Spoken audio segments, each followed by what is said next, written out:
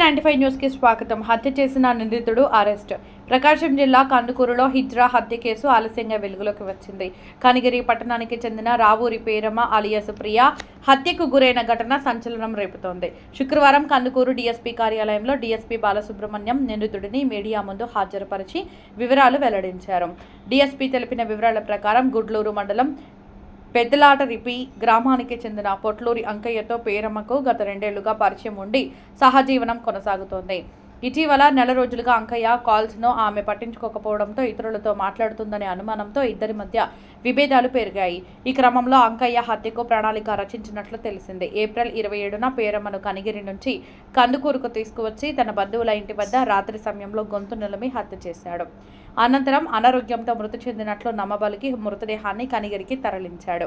మృతదేహంపై గాయాలు గమనించిన పేరమ్మ తండ్రి రావూరి అంజయ్య పోలీసులకు ఫిర్యాదు చేయడంతో కేసు నమోదయ్యింది. పోస్టుమార్టం నివేదికలో హత్య జరిగినట్లు నిర్ధారణ కావడంతో కేసును కందుకూరు పోలీస్ స్టేషన్కు బదిలీ చేసి దర్యాప్తు చేపట్టారు.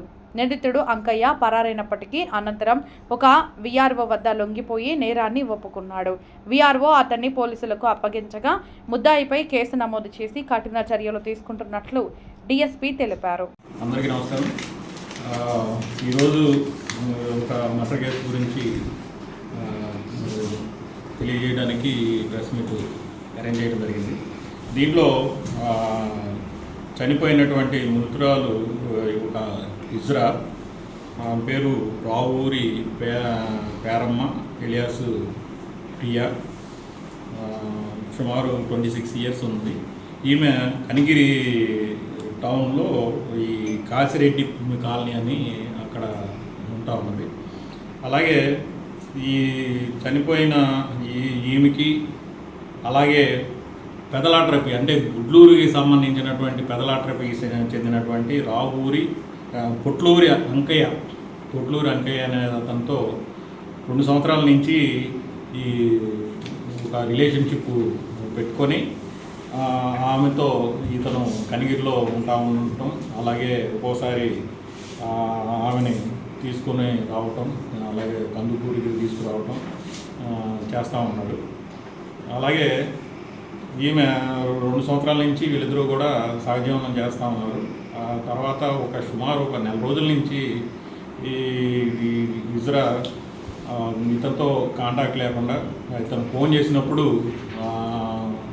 ఇతను అవాయిడ్ చేయటం, అలాగే వేరే వాళ్ళతో ఫోన్లో మాట్లాడటం, దీనివల్ల ఇతను అనుమానం పెంచుకొని వేరే వాళ్ళతో ఈమెకి సంబంధాలు ఉన్నాయి అని చెప్పేసి ఒక అనుమానంతో ఈమెని చంపాలనే ఉద్దేశంతో ఈమెని కనిగిరి నుంచి కందుకూరు గ్రామాన్ని చెప్పేసి 27వ తారీఖున చెప్పడం జరిగింది. 27వ తారీఖు సాయంత్రానికి ఈమె కనిగిరి వచ్చిన తర్వాత కనిగిరిలో ఇతనికి పిన్ని బాబాయి ఉన్నారు. ఈ అంకయ్యకి పిన్ని బాబాయి కనిగిరిలో కందుకూరులో ఉంటే కందుకూరులో తీసుకొచ్చి ఆ రోజు రాత్రి ఇక్కడ వాళ్ళ పిన్ని బాబాయి ఇంటి దగ్గర ఉండడం జరిగింది. ఈ అనుమానం మీద ఇతను ఆ రోజు రాత్రి ఈమెని ఈ ప్రియ అనే ఆమెని వెనక కూర్చొని చేతులు 2 కూడా గట్టిగా పట్టుకొని దిండికి ఆన్ చేసేసి చేత్తో గొంతుకాయ పిసికి ఊపిరాడకుండా చేసి చంపడం జరిగింది. అలాగే వాళ్ళ పిన్ని బాబాయిలకేమో ఏదో గురక వచ్చి చనిపోయినట్లు చెప్పటం, దానివల్ల వాళ్ళు ఈ బాడీని తీసుకొని వీళ్ళ సొంత ఊరైనటువంటి కనిగిరికి తీసుకెళ్ళి అక్కడ వాళ్ళ తల్లిదండ్రులకి అప్పచెప్పడం జరిగింది. వాళ్ళు అనుమానం మీద యొక్క తండ్రి అయినటువంటి ఆ ప్రియా యొక్క తండ్రి అయినటువంటి రాపూర్ అంజయ్య ఈ బాడీ మీద కమిలినటువంటి గాయాలు, అలాగే చిన్న ఇంజరీస్ చూసి అనుమానం మీద కనిగిరి పోలీస్ స్టేషన్లో రిపోర్ట్ ఇవ్వడం జరిగింది. ఆ కనిగిరి పోలీస్ స్టేషన్లో కేసు రిజిస్టర్ చేసి పోస్ట్మార్టం చేయటం జరిగింది. పోస్ట్మార్టంలో ఈ ఇంజరీస్ కూడా గుర్తుపట్టడం జరిగింది. కావున దాని మీద ఇతని మీద అనుమానంతో ఇతని కోసం వెతుకుతుండగా పారిపోయినాడు. ఆ తర్వాత ఆ కేసు మరలా మనకి కందుకూరు పోలీస్ స్టేషన్కి ట్రాన్స్ఫర్ అయ్యి ఇక్కడ మళ్ళీ దాన్ని రిజిస్ట్రేషన్ చేయడం జరిగింది.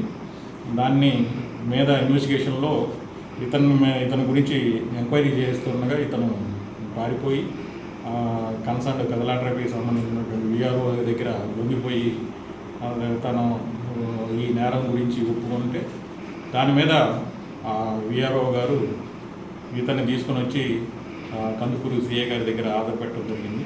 దాని మీద రాత్రి 11 గంటలకి కందుకూరు సిఏ గారు అరెస్ట్ చేసి అతని యొక్క కన్ఫెషన్ స్టేట్మెంట్ రికార్డ్ చేసి అతన్ని రిమాండ్ చేయడానికి ఈరోజు రిమాండ్ చేయడం జరుగుతుంది.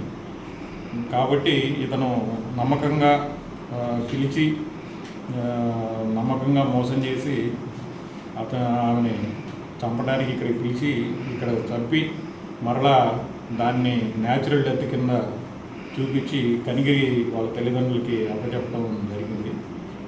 దీనిని ఇన్వెస్టిగేషన్లో మర్డర్ కేసుగా అతను మర్డర్ చేశాడని చెప్పేసి తేల్చి కేసుని మర్డర్గా ఆల్టర్ చేసి దాంట్లో ఈ అంకాయ్ని అరెస్ట్ చేయడం జరిగింది. అలాగే అతని మీద ఇన్వెస్టిగేషన్లను చేసి ఛార్జ్షీట్ వేసి ఇతని మీద కఠినమైనటువంటి చర్యలు తీసుకొని ఇతనికి శిక్ష పడేటట్లు చేయటం జరుగుతుంది.